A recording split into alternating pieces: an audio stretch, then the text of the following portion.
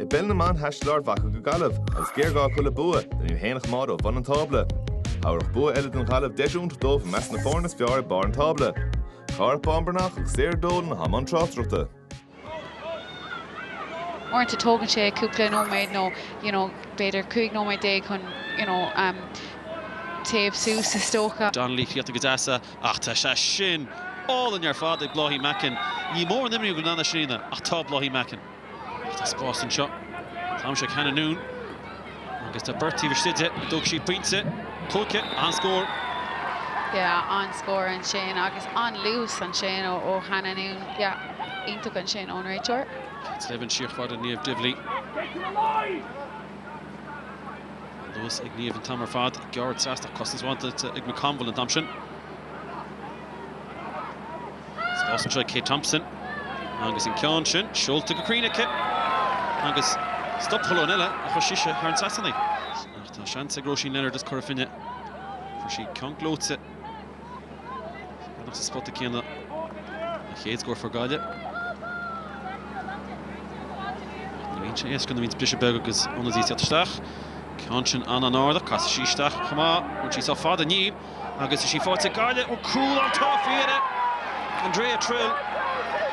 Agus na cnéalacha séra tála bhí sin behind tú. Díúil sta fada.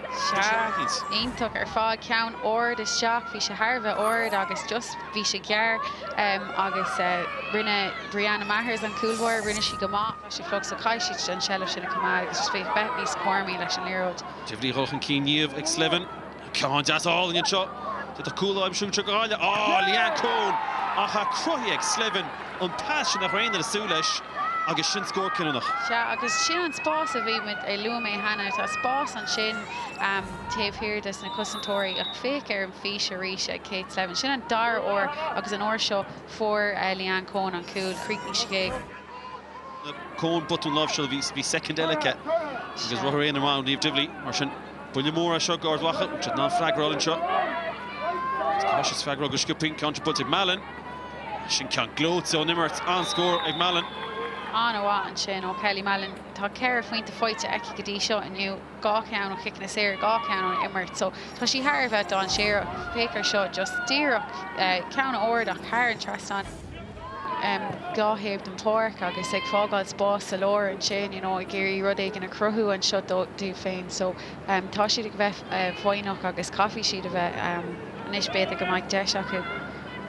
Noon, amach sa lár, se mar scóir ínta fórne, un se cléchtnig trill, og béidir se cléchtnú, sé a gúil agus tá se cléchtnig, sé a gúil faoire, agus Leanne Cohn a ríist, agus níach sí tímogan lína slatas fiche fós, ach tá rá chúlfátecha. Se agus sin an riil nua seo leis an cearnóg luú mé Hannah is féidir leat an léir a lang sin éis seach sa cearnóg. Fáte ag Ard Mhacha, fiic sír gútacu. Emma Rotéis bheith mar cumá, Emily Drews, Cianshin. Fada go sciúpaí. Fuilte ná rud cinnte chruthú seo. Sinna fáte go cúna tastal. Fáte ag Merlí. Seo Hanlon. Ó Hanlon go ré. Agus go sochar thar an sasnan.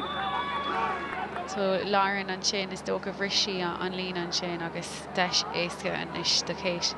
Yeah, Kate a chruthú go leor ach an uair seo sí tá scóráil. Agus a bun an séitse agus be Gaillimh sásta an bua fáte go faoirí a thar an seo. And mainly slower. I think, you have to let them express themselves on the football field. Too many times you see it in football where it's nearly robotic. We don't want to see that. There's a huge level of talent in Galway in every particular line, so it's nice to see them express themselves even on days like this.